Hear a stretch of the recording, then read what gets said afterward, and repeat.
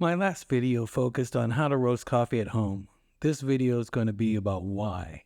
Roasting coffee at home is a process that takes time and effort. Although you can invest a lot of money in equipment, you don't need to.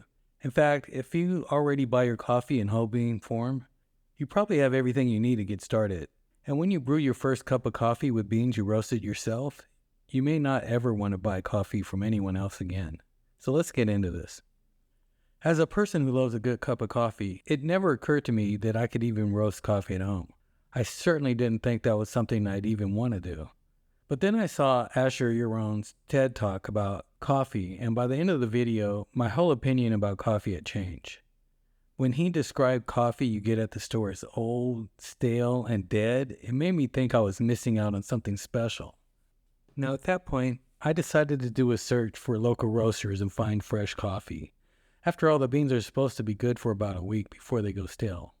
I used to buy coffee from Keen's. It was pricey, but it was also really good coffee. So I went to the closest place I could find that sold fresh roasted coffee and paid $16 for a 12-ounce bag. The coffee was good, but I didn't think it was worth it. At that price, it was almost double for what I usually pay for coffee. I did some more research and finally decided to roast some coffee. I wasn't really sure of myself and I didn't want to spend a lot of money, so I decided to just get some green coffee beans before seeing if it was worth buying an actual roaster. When I looked on Amazon, I saw that you could buy unroasted beans for fairly cheap, but to really save money, you had to buy a lot.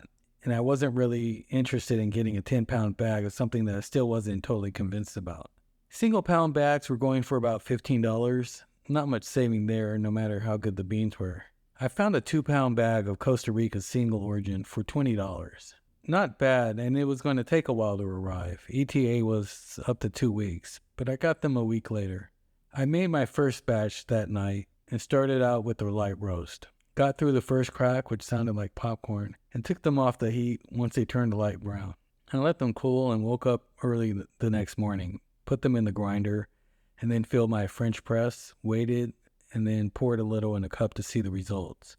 No cream or sugar, just a small sip. I took a sniff and then drank it, and it was very sour. But beyond that sourness, the coffee tasted alive, and I immediately knew what Asher was talking about. It was a freshness that made every cup of coffee I'd ever had before seem dry and dusty in comparison. Like having grown up only eating dried fruits, then one day eating an apple picked right off the tree.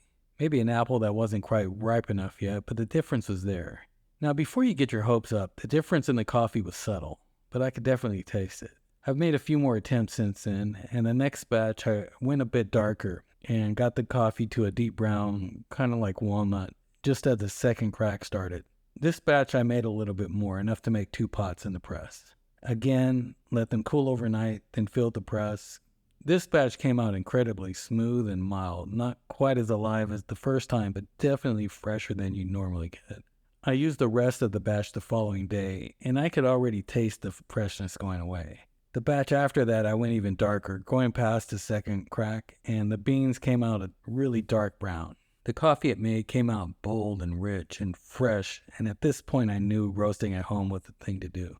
I had a single bag of beans that I could keep around indefinitely, and I'd be able to customize the experience whenever I wanted. I made another batch after this, and went even darker.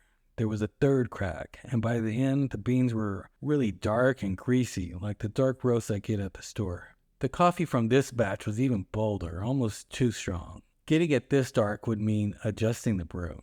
Now this is getting fun at this point, trying to dial in the perfect cup of coffee, and so far none of this was hard to do. I'd only spent $20 and still had plenty of coffee left, more than half the bag. Now around this time, the video James Hoffman put out about rested coffee came in my feed, so I watched it. And this was basically the opposite idea, that after you roast coffee, there are CO2 gases inside the beans that slowly get released and can improve the flavor over time. So instead of freshness that lasts about a week, you get a better flavor as it ages, sort of like aging beef. Now we can get into things like the health benefits of coffee and which is better for you, rested versus roasted.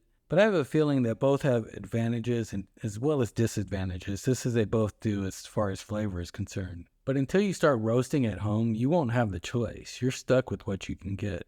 So just with a single bag I bought, each experience has been completely different. and I've just gotten started. Eventually, I'm going to have to get out my espresso machine and start experimenting with that as well. I haven't even tried coffee from different regions yet. Now, I don't think roasting at home is for everyone, but if you are considering trying it for yourself, I think we can at least agree on why. It will guarantee that you get the freshest coffee you can possibly get. You'll get an endless array of coffee experiences, and most importantly, it may get you more excited about coffee than you've ever been.